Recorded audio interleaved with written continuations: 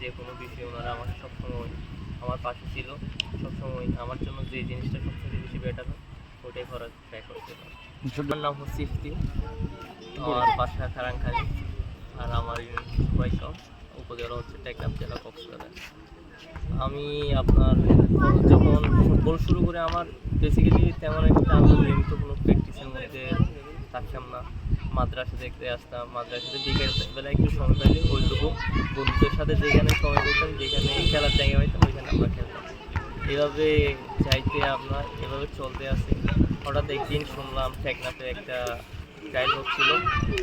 আমাদের কারাখালী ক্রীড়া পরিষদের সভাপতি শামসুল আলম আমি, উনি আমার মেজর মহিউদ্দিনকে বলার পরে উনি আমাকে ট্রায়ালে নিয়ে যায়। আমার মহিউদ্দিন ভাই ট্রায়ালে যাওয়ার পরে ওইখানে আমি ভালো করি, ওইখানে ভালো করার পরে ওইখানে সিলেক্ট হওয়ার পরে কক্সবাজার আরেকটা বিকেএসপি ট্রায়াল হয়, এখানে আমি ভালো করি। ওইখানে ভালো করার পরে আপনার ভালো করার পরে 1 মাস পরে মেবি আমাকে বিকেএসপি থেকে কল দেয় এক মাসের ট্রেনিংয়ের জন্য। ওইখানে যাই, ওইখানে যাওয়ার পরে ভালো করি।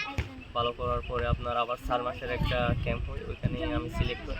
ওইখানে সিলেক্ট হওয়ার পরে আপনার ওখানেও ভালো করি, ওখানে ভালো করে ফাইনাল একটা আপনার ট্রায়াল হয় বিকেএসপি, ওইটাতে ভালো করি। ওইটাতে ভালো করার পরে দেন আমি বিকেএসপিতে ভর্তি হই।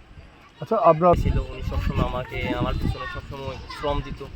যখন যেখানে যাওয়া লাগতো, যখন আমি ছোটো ছিলাম তখন তো আমি একা কোথাও মুভ করতে পারতাম না, উনি সবসময় আমার সাথে থাকতো। আর আমার দুলাভাই ইসমাইল ছিল, উনি অনেক বেশি আমাকে খেলাধুলায় সাপোর্ট করে, আগে করছে এখনও করতেছে, সামনে আশা করি উনি সবসময় আমাকে করে দেবে। আর আমার আব্বু আম্মু তো সবসময় আছে, ওনারা মাশাআল্লাহ দোয়া করে আমার জন্য। আপুরা আছে, ফ্যামিলি, বিশেষ করে আমার টেকনাফ প্রত্যেকটা মানুষের কাছে আমি কৃতজ্ঞ। ওরা আমাকে সবসময় অনেক বেশি সাপোর্ট করে।